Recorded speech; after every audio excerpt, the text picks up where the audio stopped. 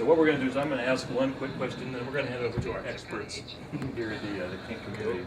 First of all, welcome to Portland, guys. Cool, thanks for having us.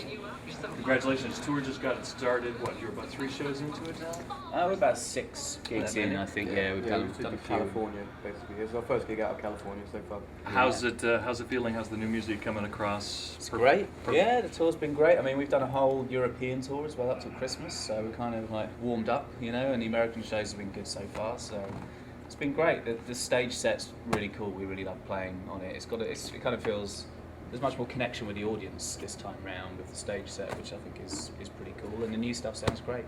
I have been hearing lots of talk about that this is the most amazing live show you will ever see. No pressure, but one wonders when you're planning a show like this, how far back do you have to go to begin the preparation to put a show like this together? I think I first, where were we? It's probably at least 6 months before the first gig, yeah, at least, was when I first did the first kind of sketch of what we ended up with here, you know, like sort of napkin, sort of Stonehenge sketch, you know, and 6 inches? yeah, exactly. Maybe longer, maybe 8 months. Yeah, I mean, some of the visual ideas, some of the videos and things, we were kind of conceiving those things as we were making the album, you know. So that was way back in there. Yeah, up to 6 months to a year in advance. Yeah. Do you have a lot to say, or do you hand that off to people that do it for you? Yeah, it's all down to us, really. It's all us. Yeah, we work with a lot of money, so it's yeah. We have to make the ultimate decisions. Yeah, but we work with a few of our close friends that we've known since school. So some of those guys do the video directing and editing in the show, the live visuals of ours, and also the video pieces, like the creative stuff that gets made as well. That's all kind of made with our mates.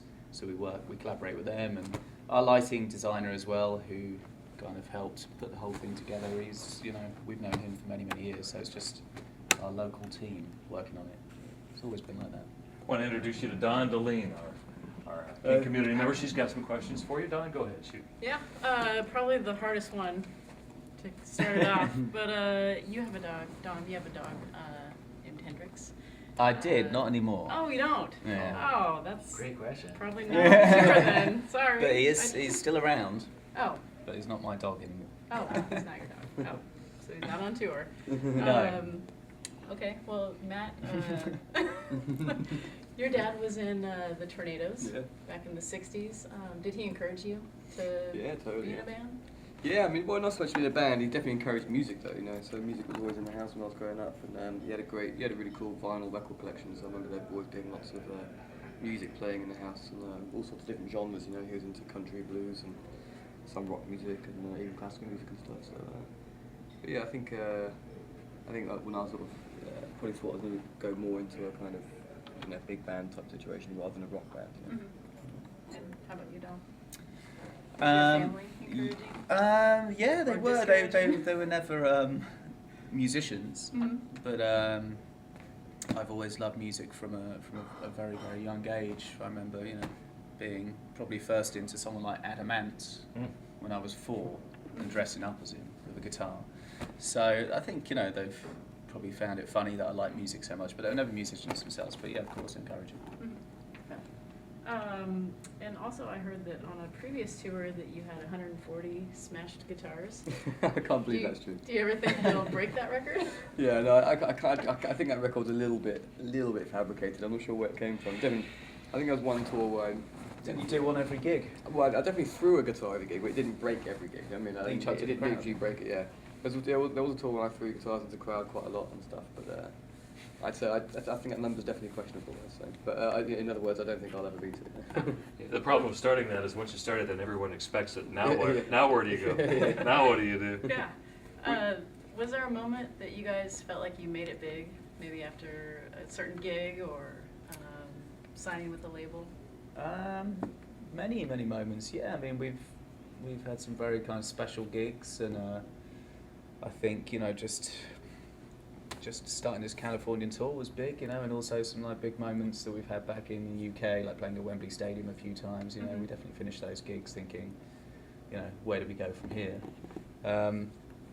But at the same time, yeah, I mean, Matt's always asked me, He's always like, Don, we made it yet? And I said, no, not yet, but nearly. But I think that, I mean, that kind of silly inside gag is just a kind of expression of us always feeling like there's still so much more to achieve, you know, musically and places to play and bigger or smaller shows to do, but there's always more to be done. Yeah, I think the minute you go, yeah, we have made it, the music starts to suffer. Yeah, exactly. That's why I always said no, not quite, nearly, but not quite.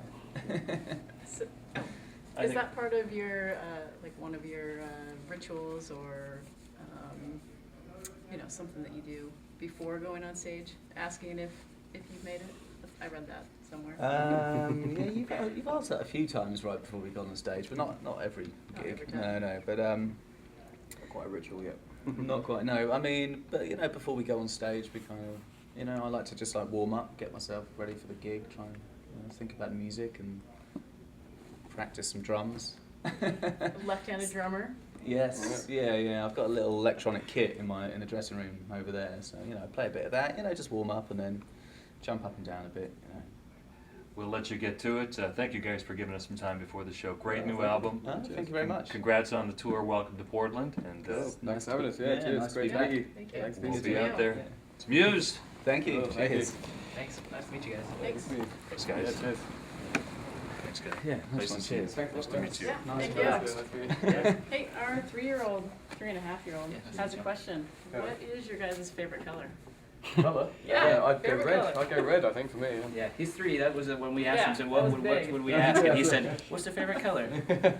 And he's a drummer I like too. turquoise. Oh, yeah. Yeah. Nice. We'll teach him a new color today. If you could be a color, what color would you be? Well, thank you. Yes, Nice to nice meet you. one, yeah. See you Cheers guys. for the questions. Yeah. Nice to meet Take you. care. She did great, didn't she? Yeah, absolutely. really yeah, did good. brilliant. Excellent. Yeah, Should thank be a you. Natural. Should be a radio Can we DJ. get a picture? Is that okay? Of course, Is yeah. that- yeah. I know that you have your camera. Yeah. We're all doing it good. Dave?